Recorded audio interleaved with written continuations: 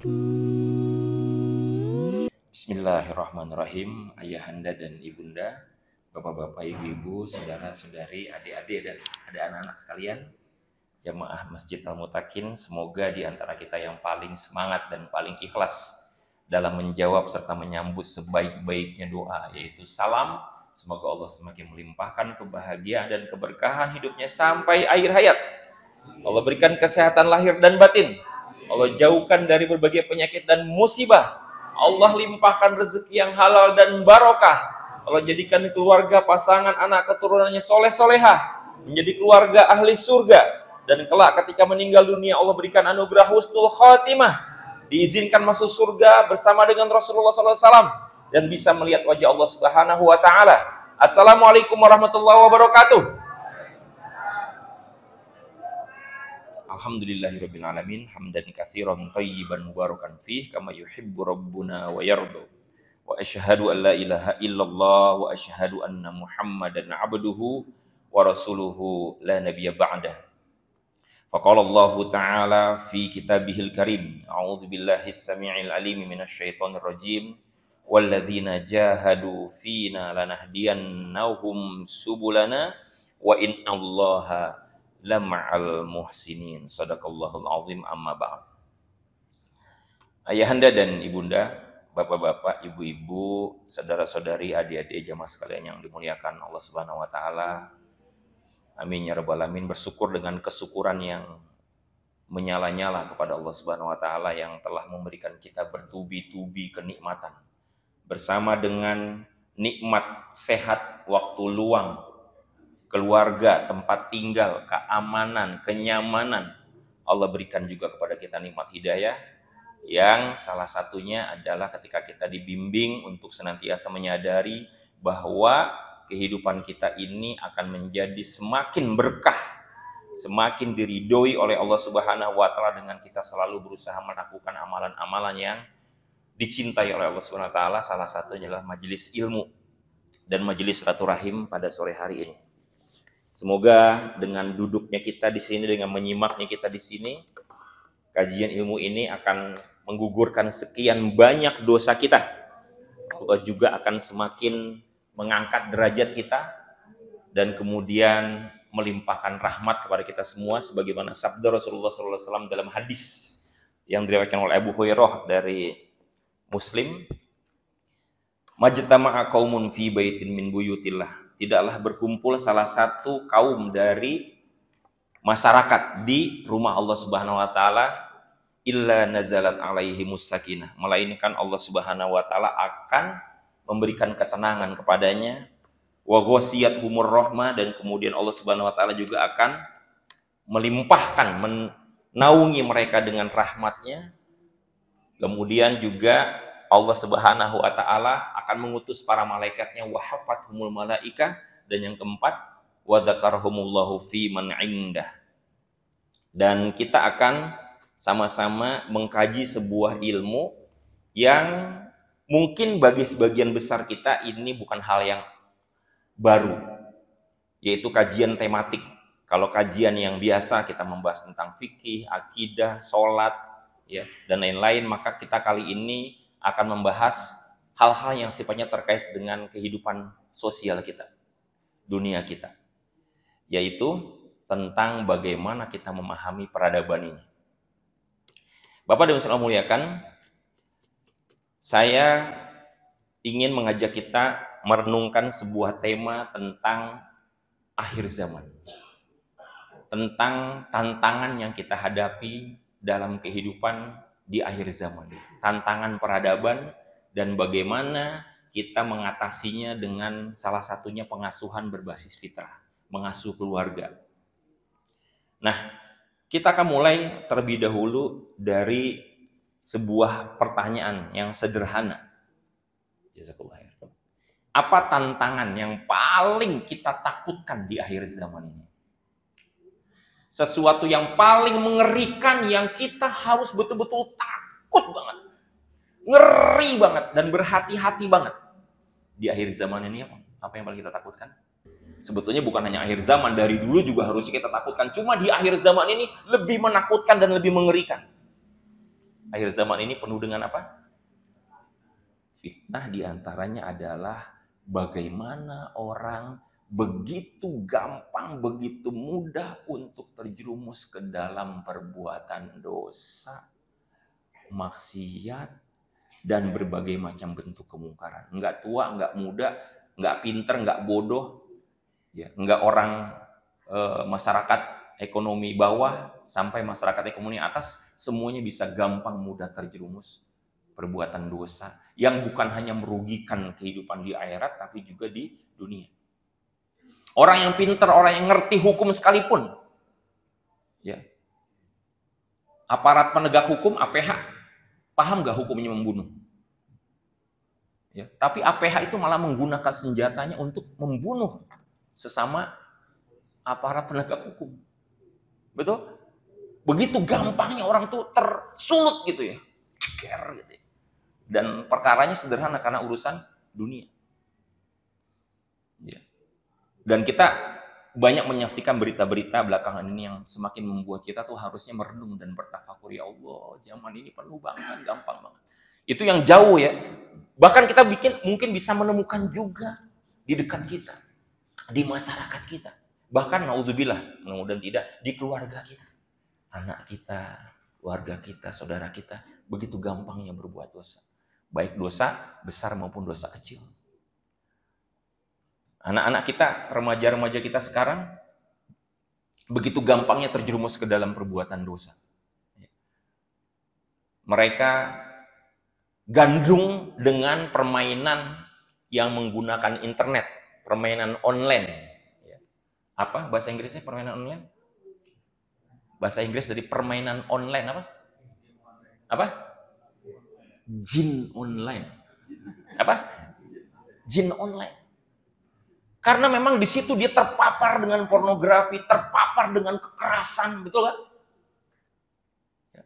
Dan sampai sekarang masih ada juga permainan walaupun nggak pakai internet, tapi juga sangat menyita waktu perhatian mereka generasi muda kita, yaitu yang pakai stick dan TV. PS apa? PS itu PlayStation. Apa? PlayStation. Bener Pak Bu, gimana nggak syaiton coba? Gara-gara itu orang udah kecanduan, dia nyolong uang orang tuanya, ngejual barang-barang, karena udah ketagihan. Maka kita harus betul-betul menghadirkan rasa takut yang luar biasa kepada Allah Subhanahu wa taala, ya, akibat kita terjerumus ke dalam dosa-dosa itu. Ada rasa khawatir yang harus kita tanamkan. Nah, kenapa kita harus menyelamatkan keluarga kita dan diri kita dan keluarga kita dari fitnah akhir zaman, dari dosa-dosa itu? Karena memang yang pertama adalah kita diperintahkan oleh Allah Subhanahu wa taala. Ya ayyuhalladzina amanu qu anfusakum wa ahlikum nar. Kita disuruh untuk menjaga, melindungi, membentengi diri kita, nih, orang tua, dan juga anak-anak kita, keluarga kita. Wa ahlikum naro ini artinya sesuatu yang diakibatkan oleh dosa membawa kepada siksa neraka. Kenapa? Karena kita sedang berada di akhir zaman. Yang anak-anak muda sekarang menyebut akhir zaman ini dalam bahasa Inggris disebut dengan apa? Zaman now. Tapi buat kita yang punya konsep keimanan, nggak boleh cuma sekedar ikut-ikutan nyebut zaman now. Harus lengkap. Zaman apa? Zaman nauzubillah. Memang nggak pakai ain ya. Harusnya kalau guru tahsin pakai nauzubillah gitu. Tapi ini saking kita menghadapi sebuah zaman, kita harus betul-betul makin kuat berlindung kepada Allah Subhanahu wa taala. Kenapa? Karena ini adalah tanda-tanda kiamat. Ketika orang makin bodoh di situ tadi tuh, nggak bisa bedain mana benar, mana salah, mana baik, mana buruk, mana merugikan, mana menguntungkan, itu kan. Nggak bisa lagi ngelihat dampak atau konsekuensi dari perbuatannya. Mereka yang berbuat dosa besar, salah satunya diantaranya yang kemarin sempat heboh itu seorang mantan pejabat di lembaga hukum. Ya, ketika digeledah di rumahnya ada uang cashnya aja Bu. Itu berapa? 920 miliar. Uang cash, dolar, segala macam. 920 miliar. Iya, di rumah. Belum lagi emasnya, Bu. Nah, ini ibu kalau nyebutin emas, ya saya langsung senang nih, Bu. Berapa emas yang ada di rumahnya ditemukan? Benar nggak beritanya, Bu? 51 kilogram, Bu. Emas tuh, Bu, 51 kilo tuh. Kadang-kadang kita beras aja belum tentu ada 20 kilo, 10 kilo, Bu. Beras tuh. Dia emas. Innalillahi, luar biasa. Padahal penegak hukum kan, cerdas kan, tahu bener salah. Tapi itu yang dilakukan. Jadi bodoh betul orang tuh. Orang tuh banyak makin nggak sadar. Dan juga kita lihat fenomena perzinahan. Ketika ilmu diangkat, ya, fitnah bermunculan di mana-mana. Dan inilah yang akan mengantarkan kita kepada fitnah yang paling besar di akhir zaman, sebagaimana sabda Rasulullah SAW, yaitu fitnah datangnya Dajjal.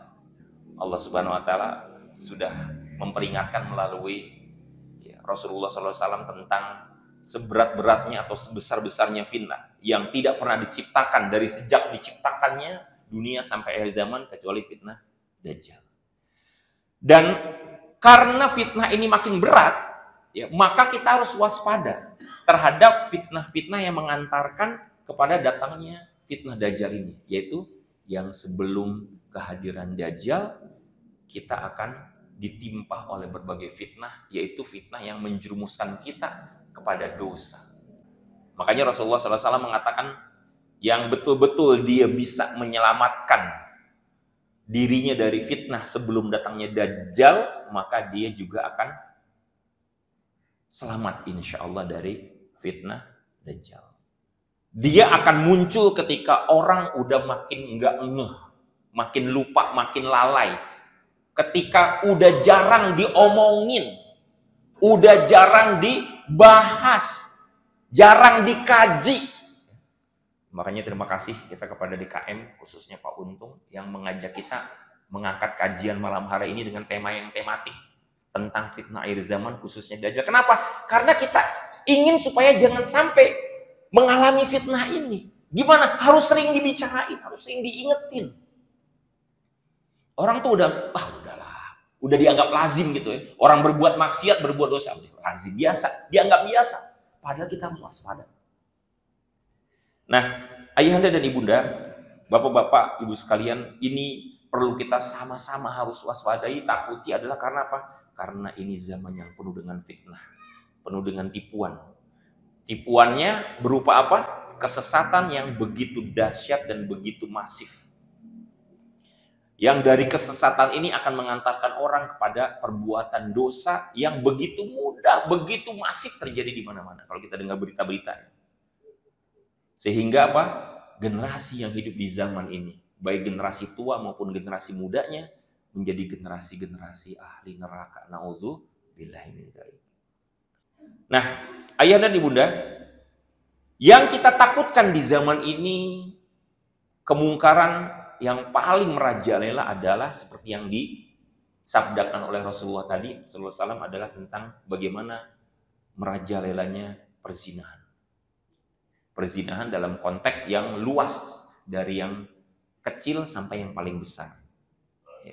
Bagaimana orang itu makin nggak malu untuk melakukan kemungkaran meskipun pakai hijab, meskipun pakai jilbab. Naudzubillah min dzalik. Bahkan ini bibit-bibit perzinahan itu sudah tumbuh dengan subur sejak dini. Ini anak usia belia, Bu. Dia naik ke sutet, coba bayangin. Anak kecil naik ke sutet. Anak, ya Allah. Gara-gara cintanya ditolak. Anak SD. Saking udah begitu mudahnya orang tuh terjerumus ke dalam, udah mengabaikan tabu. Sehingga apa? Terjadilah seks bebas terjadi di mana-mana. Riset menunjukkan bagaimana ya kasus kehamilan di luar nikah itu sampai 600% lebih angkanya. Makin cepat perzinahan. Ini ada video sebetulnya, kalau bisa diputar, ya mudah-mudahan ini bisa menjadi renungan buat kita bersama. Bayangin, ini kita gimana nggak miris kalau sampai Ya. Anak sekolah pastinya dari sekolah Islam karena dia pakai rok panjang nih. Rok panjang, baju panjang. Ya. Ditangkap ya, gara-gara sedang pesta miras dan pesta seks. La ilaha illallah. Nah, ini ilustrasi aja. Faktanya, inilah yang terjadi di depan mata kita. Setiap tempat pendidikan itu menjadi tempat yang seakan-akan tidak aman. Mereka dengan gampang, dengan mudah dan makin kecanduan untuk berani melakukan kemungkaran. Bahkan ya, di masjid sekalipun. Di masjid sekalipun mereka dengan mudah melakukannya. Belum lagi kalau yang lewat online. Ya. Dengan sekarang teknologi informasi makin mudah, makin cepat. La haula wala quwwata illa billah. Ya. Akhirnya merajalela penyakit menular. Bahkan mereka udah nggak malu lagi, meskipun ustadz. Bayangin ya. Orang yang justru ikut membuat menyusun hukum penegakan syariat Islam, nggak malu. Dan bahkan mereka memvideokannya. Jadi kita bisa bayangkan ya betapa fitnah akhir zaman. Anak-anak remaja itu udah makin malah bangga. Ini kita lihat kasusnya beberapa tahun yang lalu.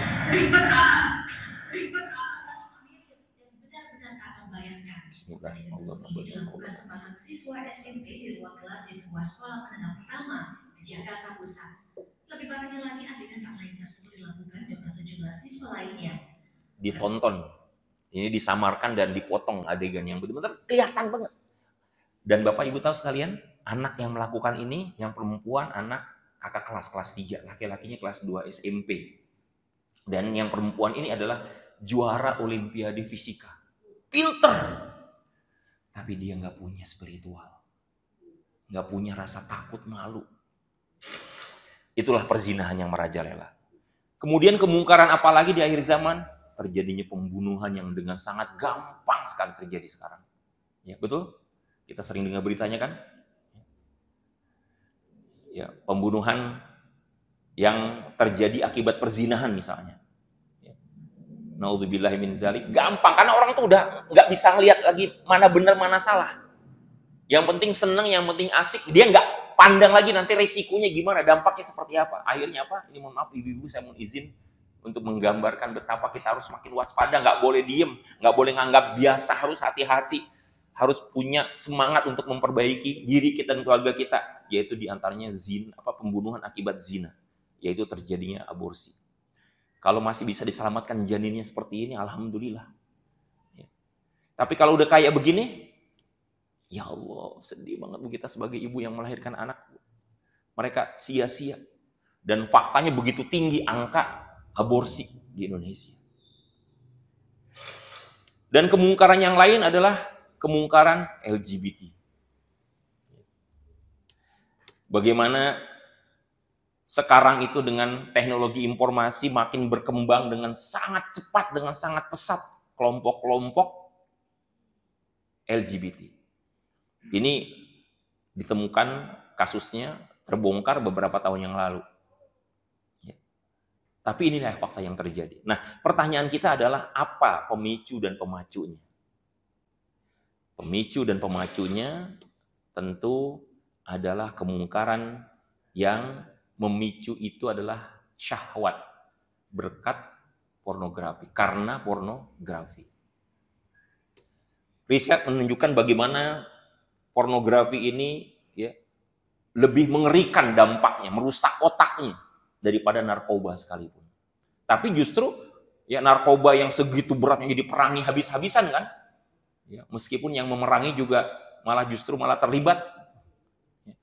Apalagi pornografi. Kenapa? Orang tuh makin mudah. Dan orang tuh alam bawah sadarnya tuh dirusak tanpa sadar. Dianggap biasa. Yang kayak begini tuh dianggap hal-hal yang udahlah, istilah-istilah yang mengarah kepada ya pornografi ini menjadi sangat lazim di mana-mana. Iklan-iklan bisa tumbuh di mana-mana. Ini sengaja ya etikanya kita tutup ya, karena memang tapi simbol-simbolnya menunjukkan betapa luar biasa. Ya, bahasa-bahasa, kalimat-kalimat yang mengarahkan kepada ya, pornografi. Dan betapa mudahnya orang untuk bisa mengakses pornografi, bahkan porno aksi. Ya. Dan diselipkan di dalam kisah-kisah yang sekarang banyak digemari. Ya. Drakor yang sekarang menjadi kegemaran banyak orang, dari anak kecil sampai nenek-nenek nih, drakor ini, itu diselipkan dengan unsur-unsur ini. Ya. Chat, aplikasi-aplikasi yang mempertemukan orang untuk berzina. Ya. Jadi porno narasi, porno aksi, pornografi, porno narasi itu yang tadi kalimat-kalimat itu ya, yang seksis itu, mengarahkan kepada hubungan seksual. Naudzubillah. Itu gampang loh, dia anak-anak remaja. Kalau Bapak Ibu sekalian, saya pernah menjadi pengasuh pesantren, ya.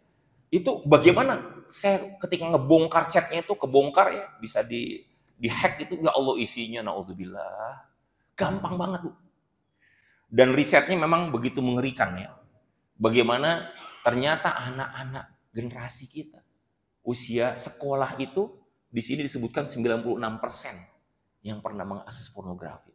Jadi wajar kalau tadi itu gampang banget pacaran, gampang banget zina, akhirnya aborsi, membunuh dan seterusnya. Jadi inilah ya zaman yang betul-betul membuat kita harus waspada, hati-hati. Jangan tenang-tenang saja gitu maksud saya. Sengaja ini saya paparkan kepada kita dalam kajian tematik ini untuk membuat apa dong yang harus kita lakukan. Kenapa? Karena akan mengarah kepada kejahatan seksual dari pornografi itu. Karena nggak bisa tersalurkan secara normal, dia melakukan pelecehan. Dan ini kasusnya. Ya. Aduh, kayaknya saya juga nggak sanggup untuk menerusin. Tapi karena memang begitu faktanya, saya harus ngajak kita tuh merenung. Dan itu hanya merembet kepada kemungkaran yang lain. Penyebabnya adalah selain pornografi disebabkan oleh apa? Teknologi digital. Inilah pintu kemungkaran yang banyak sekali diabaikan. Dianggap sepele. Kenapa? Dia ada di depan kita, ada di depan mata kita, ada di tangan kita, ada di tangan anak-anak kita. Dan kita nggak sadar.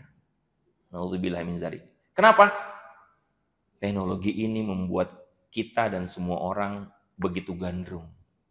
Karena membawa kesenangan, membawa kenikmatan, keseruan. Dan teknologi digital ini kan kuncinya adalah di gadget dan internet. Begitu menggiurkan, begitu menyenangkan, begitu menghibur. Kenapa? Dia memang asik untuk digunakan. Membuat orang tuh jadi lebih gaul, punya banyak teman, follower gitu kan. Bisa menghilangkan kebosanan, kelihatan lebih keren, modern, ya menghilangkan kesepian, dan dianggap bisa menghilangkan stres gitu kan. Gabut gitu kan. Kalau gabut orang langsung megang handphone. Mudah, cepat, murah. Dan dia memang begitu mempesona. Tidak ada orang yang tidak terpikat oleh gadget sekarang ini. Ya. Siapapun akan terpesona. Ya, saking terpesonanya dia udah nggak peduli lagi dengan lingkungan di sekitarnya. Masyarakat. Keluarga di era digital itu kayak begini. Asik masing-masing, sibuk sendiri-sendiri. Sehingga tidak lagi ada kehangatan seperti zaman dulu, Bapak Ibu. Zaman dulu kehangatan kita dengan keluarga adalah ketika kita berkumpul dengan orang tua, dengan saudara, betul? Sekarang kehangatannya adalah begini. Ya Allah. Bukan biskuit lagi yang dipegang. Ya, ini legendaris kan Bu ya? Bapak Ibu semua pasti. Ya. Sampai sekarang masih ada gak Bu?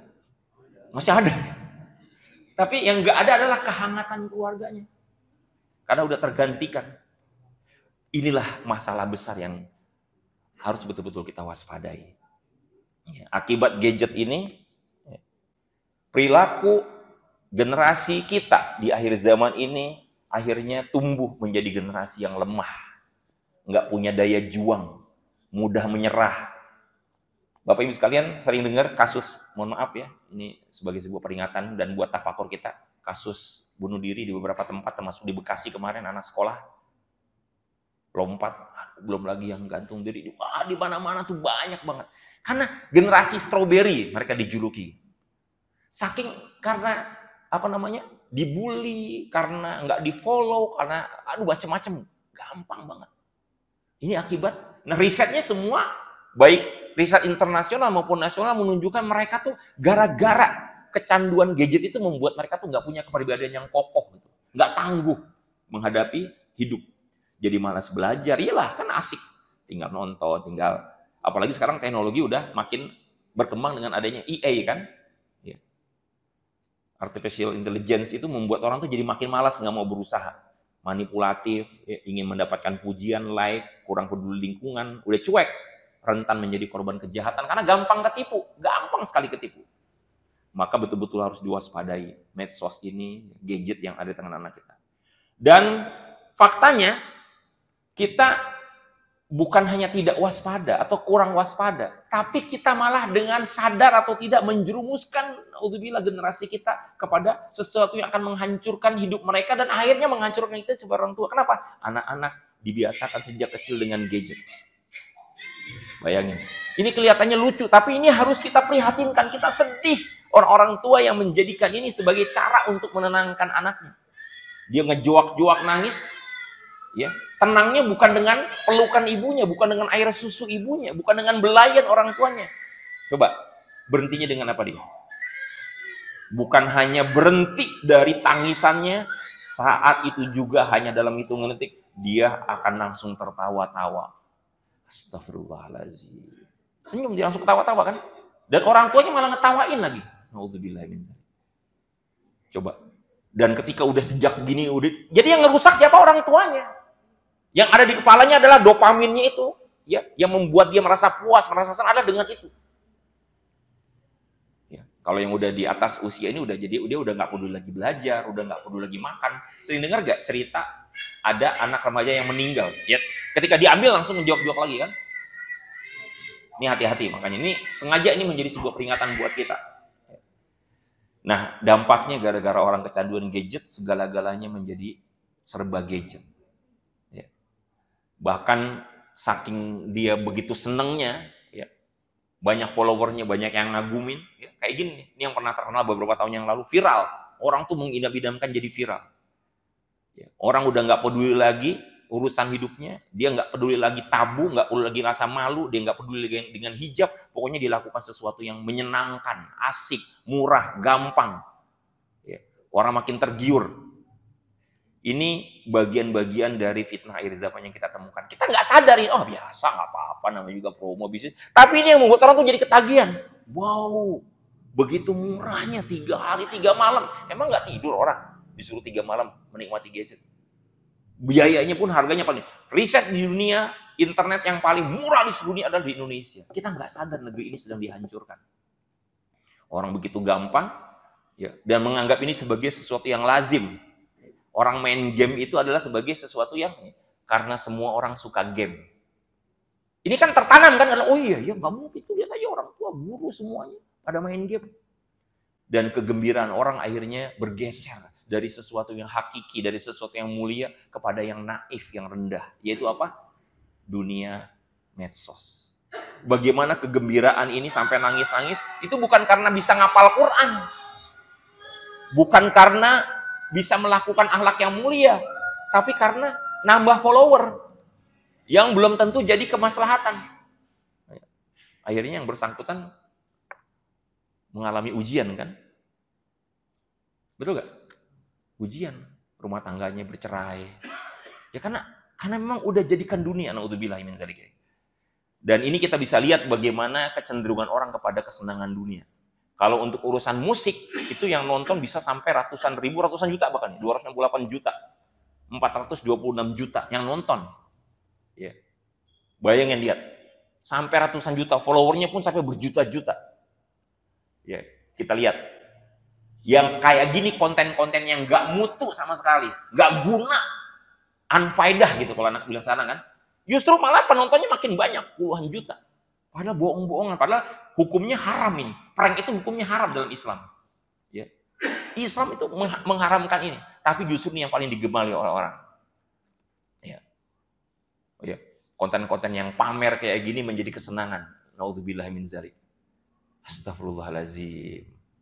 Ya. Kenapa? Orang begitu tergiur. Karena memang ditawarkan dengan sesuatu yang makin mereka ketagihan. Wah ini murah nih, mumpung promo nih. Mereka gunakan jargon-jargon yang membuat orang tuh jadi waduh, jeritan pecinta liburan, apa belanja dulu mikir belakangan, apa tadi nih, beli dulu mikir nanti, itu kan coba kalau orang tuh jadi bikin nggak rasional kan. Ini yang disebut oleh hadis Nabi itu makin bodoh, merajalela kebodohan. Low Mikir battery. nanti gitu kan, udah mikir lagi, klik aja. Sering dengar kan kasus orang COD kan, COD gitu, naudzubillah min dzalik. Ya, pay letter apalagi tuh ya, pinjol, ya kan? Judi online, pokoknya mikirnya belakangan. Dan sihir itu bukan hanya mempesona, tapi juga begitu lembut, tapi begitu dahsyat. Siapapun akan mudah tersihir oleh gadget. Yang penting dia bisa nambah follower, yang penting dia bisa terkenal, dia udah nggak pandang lagi agama. Nggak pandang lagi, ini di sekolah nih, sekolah Islam, sekolah madrasah aliyah, di Aceh pula. Yang disebut sebagai Serambi Mekah. Orang udah nggak malu lagi. Ya. Mereka bahkan udah melakukan perbuatan yang tidak rasional lagi. Yang penting apa yang dikatakan oleh gadget itu udah, oh pasti bener nih, ikutin. Dan ini semua ya disebabkan oleh gadget yang menyebabkan mereka kecanduan. Orang bisa sampai melakukan bukan hanya kemungkaran, tapi kriminalitas. Ya, sampai hampir 2M coba lihat. Low battery. Please charge. Berani ini masih anak remaja nih. Karena udah kecanduan. Karena kan terpancing untuk terus gitu. Ini makanya waspada nih. Nih ada adik-adik remaja kita nih, naudzubillah jangan sampai keluarga kita hancur ya, Dek. Anak-anak. Belum lagi nanti aspek yang lain, kejahatannya, penipuan-penipuan yang ada di gadget itu. Konten-konten negatifnya. Dan ini riset yang dilakukan oleh guru Jabotabek ya. Jadi kecanduan konten negatif, ya, bullying, pelanggaran privasi, ini begitu tinggi. Ibarat gunung es. Ya. Jadi kelihatannya cuma kecanduan, biasa, namanya juga emang zaman sekarang gitu kan. Padahal di balik itu tuh, dampak yang mengerikan. Bom waktu yang suatu saat akan bisa meledak. Jadi begitu dahsyat akibat kecanduan gadget ini. Ya, berdampak kepada banyak hal. Ya. Jadi gampang emosional, gampang marah, gampang ngelawan sama orang tua, gampang mukul sama temennya gitu kan. Low battery. Mudahnya sekali Please orang charge. terjerumus. Begitu juga kenakalan remaja. Banyak tawuran terjadi kemarin, tawuran yang di Bekasi yang pada nyebur di kali Bekasi itu, ingat kan beritanya kan? Ya kan gara-gara gadget itu. Bahkan naudzubillah mereka sudah sejak usia muda dikenalkan dengan narkoba, dengan miras. Dan ini yang terjadi. Inilah yang betul-betul mesti membuat kita makin waspada, ayah dan ibu sekalian. Fitnah akhir zaman yang membuat kita terjerumus, ya. Dan akhirnya membuat kita menjadi semakin jauh dari Islam. Insya Allah kita yang hadir di sini keluarganya dijaga semua, amin. Karena masih mau nih memanfaatkan waktu. Ya, masjid kita yang nyaman ini disyukuri dengan cara kita isi dengan memakmurkan dengan kegiatan kajian. Inilah bencana yang sangat mengerikan. Indonesia sudah berada dalam kondisi yang sangat darurat. Darurat apa? Darurat kemungkaran, pornografi, porno aksi, porno narasi, bullying, narkoba, LGBT, predator seks. Low battery. Luar biasa. Please charge. Semua kemungkaran ini begitu marak di Indonesia. Nah, pertanyaannya adalah gimana langkah penyelamatannya nih? Biar kita langsung ya. Itu tadi sengaja overview kita untuk membuat kita tuh aware gitu ya. Nggak bisa kita anggap lagi ini sebagai sesuatu yang sepele. Nggak bisa kita anggap lagi sesuatu yang udah ntar juga berubah, ntar juga sadar, ntar juga tahu akibatnya. Enggak. Ada langkah-langkah. Nah, ternyata Allah Subhanahu wa Ta'ala sudah memberikan panduan dan tuntunannya. Gimana kita menghadapi fitnah akhir zaman seperti itu? Bagaimana kita melaksanakan perintah Allah, ku anfusakum wa ahlikum naro. Jadi Allah bukan cuma memerintahkan kita, tapi juga memberikan panduannya, jalannya gimana cara-caranya supaya kita bisa melakukan upaya penyelamatan. Allah Subhanahu wa Ta'ala berfirman dalam Al-Qur'an di surat An-Nisa. Ya. Wal yakhshal ladzina law taraku min khalfihim dzurriyyatan dhi'afa. Low battery. Please charge. Takut kalau ya, takut kepada Allah kalau sampai meninggalkan generasi di belakang kalian, yaitu anak keturunan kita, sebagai generasi yang lemah. Khaufu alaihim. Hendaklah mereka bertakwa kepada Allah. Falyattaqullaha wal yaqulu qaulan sadida. Dan hendaklah mereka berkata dengan perkataan tutur kata yang benar. Kita uraikan ya. Jadi untuk menghadapi fitnah akhir zaman yang makin mengerikan tadi, ya, hubungan rumah tangga, banyak kasus perceraian, perselingkuhan, pembunuhan, bahkan kemarin terakhir dampak dari kemungkaran judi online, Bapak Ibu dengar beritanya Bu, di Jawa Timur kalau nggak salah ya. Ya, itu suami yang udah kecanduan judi online itu ketika lagi tidur disiramin bensin sama istrinya Bu, dan istrinya tahu nggak? Polisi. Istri itu tahu nih bakal dampaknya urut, tapi dia udah saking, karena kan dampaknya merembet-rembet kan dari satu orang menimbulkan Please charge. dia udah nggak pandang Bu, ibu kesel banget ya suami udah nggak tahu diri, dibakar, dikunciin, dan bukan hanya orangnya kebakar, rumahnya pun kebakar. Dia kehilangan keluarga, suami, rumahnya, hartanya, masuk penjara, karirnya, ya dipecat gitu kan, padahal polisi. Ya, bahkan kita juga prihatin kadang-kadang yang melakukan itu kebanyakan juga orang-orang yang ngerti hukum gitu kita anggap. Nah, apa langkah fundamentalnya? Kita ambil poin-poin dari ayat tadi di surat An-Nisa. Yang pertama adalah takwa kepada Allah Subhanahu wa taala. Yang harus kita jabarkan adalah sejauh mana ya kondisi zaman yang sekarang ini terjadi, itu kita respon dengan cara bagaimana kita meningkatkan ketakwaan kita, yaitu sekuat apa dan sedekat apa hubungan kita dengan Allah Subhanahu wa taala.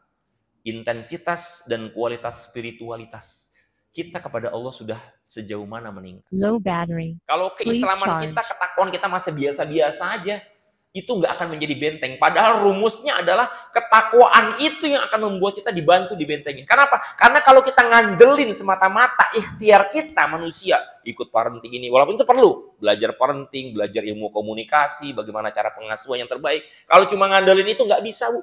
Nggak bisa kita kontrol, Bu, anak-anak, Bu. Setiap hari dia buka apa, ngeklik apa, nonton apa, ngomong apa, betul nggak?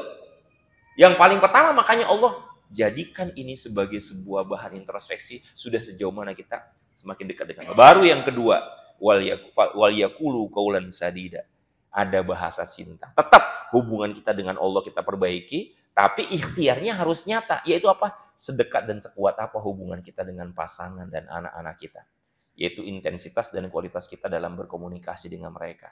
Anak-anak itu kenapa?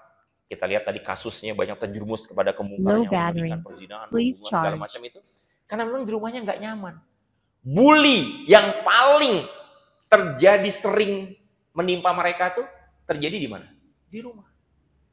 Sama orang tuanya. Bodoh kamu, nggak tahu diri kamu. Dibully sama orang tuanya. Orang tua niatnya mungkin pengen ngedidik, tapi yang terjadi karena nggak pakai ilmu, yang terjadi sebaliknya. Mereka makin nggak nyaman. Karena mereka nggak nyaman di rumah, akhirnya mereka mencari kenyamanan di luar, di tempat tongkrongan, di tempat warnet, akhirnya terpaur. Disinilah nanti kita perlu bertaubat kalau kita, para orang tua yang sudah punya anak, memiliki ya pengasuhan yang belum sesuai dengan tuntunan syariat Islam. Bagaimana anak-anak kita itu akhirnya mengalami kerusakan mental karena sering dibentak-bentak oleh orang tua. Nah, kemudian juga bagaimana kita juga meningkatkan ketakwaan dengan cara memperbaiki akhlak, meningkatkan kemuliaan kita dalam berakhlak, bermuamalah, membangun hubungan dengan sesama. Ya. Dan kemudian pastinya adalah spiritualitas kita yang harus semakin ditingkatkan. Bu, Pak, kalau kita udah tahu hidup di akhir zaman ini, terus kemudian tidak memanfaatkan sarana yang paling dahsyat untuk menolong kita, yaitu sholat, dan lebih khusus lagi sholat tahajud, itu kita terus terang nggak berani jamin, Bu. Padahal sholat tahajud itu adalah sebuah indikator kita tuh ditolong Allah atau tidak. Jadi zaman yang kayak gini tuh nggak membuat kita menjadi semakin ketakutan dalam artian kita nggak berbuat apa-apa, justru makin membuat kita tuh dekat sama Allah, makin kuat minta sama Allah, makin minta dijaga sama Allah SWT dengan sungguh-sungguh. Yaitu salah satunya dengan meningkatkan kuantitas dan kualitas ibadah kita. Kita yang sudah bisa sholat 5 waktu, alhamdulillah, ke masjid alhamdulillah, tapi sholat tahajud pun tambahin. Ini filosofi dari langkah yang pertama, yang fundamental, yaitu takwa kepada Allah. Falyattaqullaha, gitu kan tadi dia tadi. Amalan nyatanya apa? Bagaimana kita menambah kekhusyuan dalam ibadah. Belajar kita menambah kekhusyuan. Terus terang kalau boleh kita jujur, ya. Ini yang banyak dianggap nggak penting seakan-akan. Contoh, ulama sering mengatakan indikator kita itu khusyuk sholatnya adalah apa? Kita memahami gerakan dan bacaan sholat. Kita paham, bukan cuma ritual kita baca, tapi kita nggak paham. Pertanyaannya, sudah kita puluhan tahun sholat sampai sekarang, kita udah puluhan tahun sholat kan? Siapa di antara kita yang bisa menjamin hafal arti bacaan sholat 100%? Iya ya, ada bacaan yang saya belum ngerti artinya. Kita cuma baca-baca aja begitu aja. Sholat baru sekedar ritual. Ya kita memang harus optimis ibadah kita ya tidak akan disia-siakan oleh Allah, tapi jadi nggak sempurna. Jadi artinya kita nggak boleh merasa cukup. Ar-ra'ahus taghna. Ya, kita nggak boleh melihat diri kita itu merasa yang penting saya udah rajin sholat, yang penting udah ke masjid. Tapi kalau kita belum khusyuk, itu nggak menjadi benteng, belum bisa menjadi benteng untuk melindungi keluarga kita. Gigi dalam bertobat, banyak-banyakin istighfar setiap saat. Jangan biarkan di akhir zaman ini kita tuh nggak pernah menangisi dosa-dosa kita, menangisi dosa-dosa kita di masa yang lalu. Jadikan air mata taubat itu menjadi hiasan yang paling indah dalam ibadah kita sehari-hari. Gencar berdoa, gigih berdoa. Kadang-kadang kita ini miskin dalam urusan spiritual. Kita punya hasrat yang tinggi untuk bisa menambah, meningkatkan perbendaharaan duniawi kita. Kita bisa punya banyak koleksi dunia, tapi untuk doa kita tuh miskin. Coba jujur deh, siapa di antara kita di sini yang setiap hari sholat membaca bacaan ruku dan sujud itu lebih dari 2? Bacaan ruku sujud itu kan banyak kan, betul kan? Ya. Tapi siapa di antara kita yang sudah ngapalin dan ngamalin doa-doa ruku dan sujud yang lain selain yang kita baca sekarang, Subhana Rabbiyal A'la? Yang punya hafalan doa ruku dan sujud lebih dari 2 angkat tangan. Yang 2 angkat tangan. Alhamdulillah, barakallah. Ya. Tapi kalau untuk urusan dunia kita tuh punya hasrat yang tinggi untuk menambah lagi. Koleksi jilbab ibu-ibu berapa macam, Bu? Selop punya berapa macam, Bu? Ya. Apalagi Tupperware. Tupperware itu bisa nambah ini, yang gelas, yang toples, yang kita bisa punya hasrat yang tinggi nambah perbendaharaan. Tapi doanya kita miskin, nggak pernah punya kesempatan untuk nambah. Yang ada dan yang ini udah saya baca. Padahal Rasulullah ngajarnya banyak, dan doa-doa itu memang dipersiapkan oleh Rasulullah untuk memperkaya batin kita, jiwa kita, kedekatan kita dengan Allah, sehingga semakin terbuka pertolongan Allah. Kalau kita baca doa-doa ya dalam sholat itu yang beberapa variasi kan, dahsyat banget. Sayang kita nggak cukup waktunya, terbatas. Kemudian juga harus bertawakal dengan gaspol, totalitas, bagaimana kita minta terus minta tolong sama Allah. Nah, untuk mengamalkan ini ya, ada ulama ya, Dr. Nabil ini mengajarkan bagaimana kita meningkatkan kualitas spiritual ya, dengan menjadikan tantangan akhir zaman ini untuk menjadi energi buat kita makin rajin tahajud.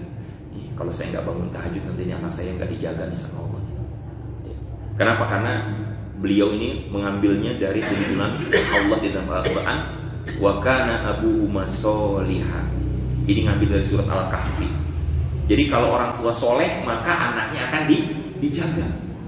Nah, masalahnya kita udah sesoleh apa gitu, udah segigi apa dalam beribadah. Kenapa? Karena mereka, anak-anak kita, keluarga kita adalah proyek hidup kita.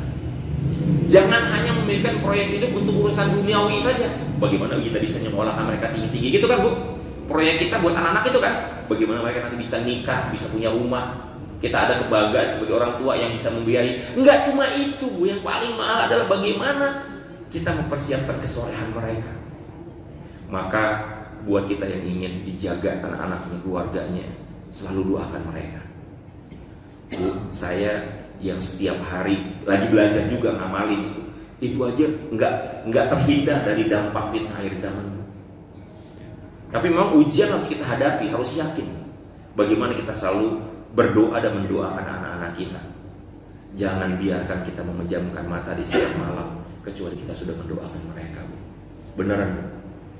Ya, niatkan. Salah satu doa yang sudah kita hafal dan kita bisa tambahkan adalah di sini. Kadang-kadang kita doanya nggak spesifik gitu ya. Allahumma ya muqallibal qulub tsabbit qulubana atau qalbi.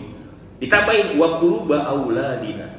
Ya Allah, teguhkanlah hatiku dan hati anak-anakku ya Allah. Engkau yang maha membolak-balikan hati, maka teguhkanlah hatiku, arahkanlah hatiku ala dinik. Ya musarrifal qulub, sarrif qulubana wa quluba auladina. Tambahin wa auladina. Dan ini doa juga yang walaupun ini bukan dari Rasulullah, tapi untuk urusan doa secara fikih ini adalah bisa longgar. Kita dibolehkan juga menambah doa.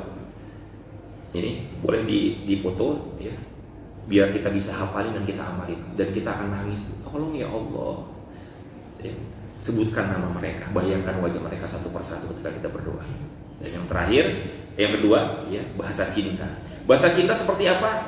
Sejauh mana kita berusaha meningkatkan mental syukur kita, sabar kita, bagaimana kita saling berbakti, berbuat baik ya, antara suami dengan istri, pasangan menjalankan kewajiban dengan sebaik-baiknya, kita membangun bonding, ikatan hati dengan keluarga, komunikasinya efektif. Nah, ini dua-duanya. Amalan nyatanya jangan langsung, banyak-banyak sabar, banyak sedekah, dan Bapak sekalian kalau sedekah nanti tolong jangan diem mulutnya. Ketika kita masukin uang ke sedekah, kita boleh berwasilah dengan amal soleh syar'i ini. Ya Allah, jadikan sedekah hamba ini sebagai benteng yang untuk melindungi anak saya dari fitnah akhir zaman. Ngomong bu, jangan diam. Ya Allah, saya berharap sedekah ini bisa menjadi wasilah pertolongan. Ya Allah, melindungi anak saya, menjaga anak saya. Banyak memaafkan, banyak maklum, dan banyak melakukan kebaikan. Wallahu a'lam bishawab, karena sudah pas masuk waktu Isya, karena kita harus kumandangkan azan, saya kira kita cukupkan ya. Mudah-mudahan Allah pertemukan kita dalam kesempatan yang indah seperti malam hari ini dalam majelis ilmu majelis ilmu. Kalaupun belum yang ketemu, mudah-mudahan Allah pertemukan kita di surga nanti. Amin. Alhamdulillah rabbikum fala takunul mumtarin fastaghfiru khairat. Wassalamualaikum warahmatullahi wabarakatuh. Waalaikumsalam.